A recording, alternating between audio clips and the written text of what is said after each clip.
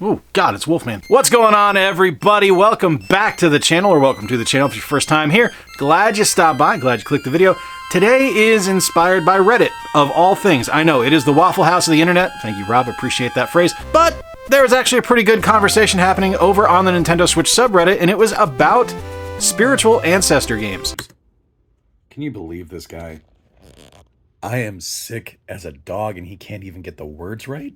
Spiritual successor, not ancestor. Games that are kind of like, hey, I really liked Super Mario Brothers. What should I play today? So, inspired by that thread, I'm going to give you 10 spiritual ancestor games. Spiritual successor games, Jake. Come on, man. If you dug these classic games, you're going to dig these new ones too. Let's take a look. When it comes to classic sports games, few are as memorable and as easy to pick up as ice hockey on the original NES. It's such an intuitive design that you can't help but have fun with it. Skinny guy goes fast but can't hit, fat guy goes slow but hits like a truck, and the average guy is, well, average. The gameplay is fun and well designed, and it's a shame that it took as long as it did to get something that really followed so closely in its footsteps. But mercifully, we got Super Blood Hockey a couple of years ago. Taking everything that ice hockey did and cranked it up to a 15, Super Blood Hockey leans heavily into violence and over-the-top action. Hell, you can kill a dude in this game, and that's just part of the experience. It's a ridiculous premise of a game, with an over-the-top campaign mode where you actually get to go into a season, hire inmates to field your team, and play it out. It's a killer good time, and it is so well designed that it's just a blast to play. For many, run-and-gun platformers really made their mark and peaked with the original Contra on the NES. But for me personally, Contra 3 on the SNES is my favorite in the series, as it's got the right speed and pacing to make the series more enjoyable for me. And while there's many options if you're looking for a game like that, I think Valfaris is the one that not only pays homage to its roots, but it also goes leaps and bounds beyond the original idea. Set in what is basically a heavy metal hellscape, Valfaris is an uber-violent, over-the-top killing machine of a game where your entire mission is to kill everything in sight and destroy the evil that's poisoning your homeworld. With tons of weapons, incredible level designs, and fantastic music from Kurt Victor Bryant of Celtic Frost, with a gory, violent, blood-soaked world, Valfaris is something that everyone should be playing if they're a fan of classic Contra action. Racing games like Wave Race 64 really did something remarkable by incorporating not only excellent graphics for its time, but also amazing water and racing physics that took a good game and made it great. And while Nintendo has jettisoned that IP into the sun, it's nice to know that games like Riptide GP Renegades are willing to pick up the pieces of a mission-by-mission racing mode on a jet ski to keep the spirit alive. While the story is a bit ridiculous, you got framed for a crime you didn't commit, so you get kicked out of the Riptide GP League, and now you're in an underground racing league. Yeah, seriously. The gameplay is where Riptide GP Renegades really shines. Amazing physics, fast racing, great level designs, and unique shortcuts in each level make it the total package, and one of the better independent racing games to come out on the Switch. Toss in 8-player online races and 4-player local racing, and you are in for a treat. Games like Popeye, Donkey Kong, and the original Mario Brothers were ones that I cut my teeth on when I had my ColecoVision. So it shouldn't come as a huge surprise that single-screen arcade games are some of my favorite things to play. And if you enjoy those games like I do, then Donut Dodo is one you need to check out. It has a crazy high replay value, as you're going to be wanting to best your score, time, or just overall run every time you play. The level designs are fun and challenging, the enemies are tough, and add true complexity into the overall design. And the damn dodo that steals your donuts every level will be the bane of your existence. This was absolutely one of my favorite games of 2022, and it is still in constant rotation for me in 2023, as it does such an incredible job of scratching that single-screen arcade itch. Castlevania Symphony of the Night is rightfully lauded as one of the single greatest action RPGs of all time. A massive world to explore, tons of equipment upgrades, loads of areas to discover, and honestly the first time Castlevania really leaned into the whole Metroidvania thing.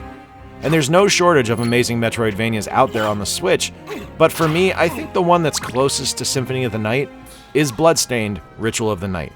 In this game, you play as Miriam, and as you explore this accursed world, you'll find loads of equipment, demon shards that grant you different powers, and massive imaginative levels to explore and backtrack on that really pay homage to Symphony of the Night. Everything about this game feels like an extension of the Castlevania universe, and it's such a rewarding experience to play. It was rough going for this game at first on the Switch with some wonky slowdown issues and performance problems, but the last time I played it, it was smooth sailing for me.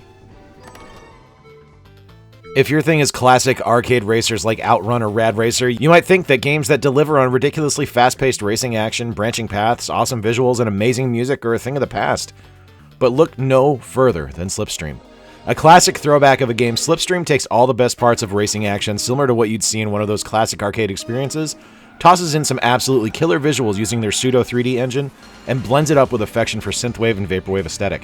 It's one of the best racing games I've played in a long time, with online leaderboards, an awesome Cannonball Run style mode, single races, tour, 5 cars, 20 different environments, and 4 cups in Grand Prix mode. The game makes use of some awesome drifting and slipstream mechanics which allow you to build up your rewind meter, which will allow you to course correct on the fly and retake corners rather than just have to deal with crashing out. And the audio? Oh man, the soundtrack to this game is legit one of the best of the last decade. F.O. Harke absolutely crushed the music. There's 20 plus tracks of magnificent jazz fusion and synth pop tunes. Slipstream is the game if you're looking for classic arcade racing fun. There's something beautifully simple about Balloon Fight, but that simplicity shouldn't have you ignore the skill and difficulty that goes into games like it or Joust. Constantly pressing the button, using the physics to maneuver, going on and off the screen to wrap around, there's a ton happening at all times. And while Galacticon might not be a one-to-one analog for Joust or Balloon Fight, there's enough here that you can see where it got its inspiration from. You need to move your ship around the stage, and rather than controlling the movement by flapping and pressing the button repeatedly, instead you move using the left thumbstick. You're also able to shoot enemies on screen and rescue human characters. And while that all sounds simple in theory, the overall complexities and nuances of saving the humans in the intended order, placing them in the correct rescue pods, and gaining the maximum bonus really adds to the overall fun of the title. It's an easy game to pick up and play, and it's an afterthought of a purchase at $4.99, but it's a truly challenging title with a lot of nuance that will take you ages to actually master everything. Everyone is talking about Advance Wars right now, and with Reboot Camp releasing finally a couple of weeks ago, why wouldn't they? Brilliant tactical strategy, amazing gameplay, fun visuals with awesome music. It's the total package. You can't go wrong with any Advance Wars title, which is why it was so disheartening that Nintendo kind of shelved the series after the DS entries. And yeah, I know, Battalion Wars exists, but it's not the same thing. Luckily, we've seen the resurgence of Advance Wars love with the Reboot Camp release, but also with this game here, Wargroove. Now, setting-wise, I would imagine most would think this is a Fire Emblem clone, but under the hood, 100% Advance Wars. Nameless units, COs with special groove powers, a huge story, and a sprawling map to explore. And while the single-player campaign is great, you can also play multiplayer with up to 4 players. One of the absolute best tactical strategy games on the Switch. I remember seeing Donkey Kong Country when it first released, and I was absolutely blown away by the visuals and the gameplay. It was completely different than what I'd expected, or been led to know was what core Donkey Kong gameplay was. Rare turned the series on its ear and made something unique, gorgeous, amazing to listen to, and fun. So it should come as no surprise that years later, some ex-Rare folks created their own studio, Playtonic, and made some truly remarkable games of their own. And while the first Yooka-Laylee is a remarkable 3D platformer, it's the second entry in the series, Yooka-Laylee in the Impossible Lair, that really sings to me. A classic throwback to Donkey Kong Country, Yooka and Laylee are on a madcap platforming adventure to gain as many power-ups and royal B-guards as possible in order to defeat Capital B at his nefarious worst. It's a magical game with a huge overworld and tons of levels to explore. If you've been waiting for a Donkey Kong Country-style game, the Impossible Lair is the game you need. Everyone knows and loves The Legend of Zelda: A Link to the Past. An argument can be made that it's the best game of the 16-bit generation, and certainly one of the top entries on the SNES. And it's easy to see why. It's an epic story with an everyman hero thrust into duty from obscurity and a beautiful world to explore. And while there have been no shortage of 16-bit inspired top-down action-adventure games, few capture the magic more than Blossom Tale: The Sleeping King.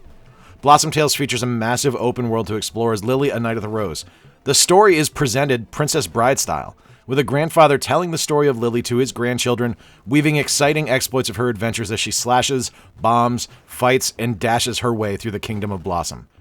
And while it might not be as all-encompassing and lengthy as A Link to the Past, Blossom Tales still boasts over 15 hours of gameplay, a rich and diverse world full of amazing enemies, and a wonderful, charming story to explore and enjoy. So this is just 10, but there are hundreds more on the Nintendo Switch. It is a hotbed of fantastic spiritual ancestor games. You know, success. Never mind. He can't be taught. That are just really, really excellent to play. Hit like if you enjoyed this video, leave a comment if you really liked it, and subscribe if you haven't done so already. And until next time, I've been Jay. Appreciate you being here. Remember to play more games, stay square, and take care. I'll talk to you soon.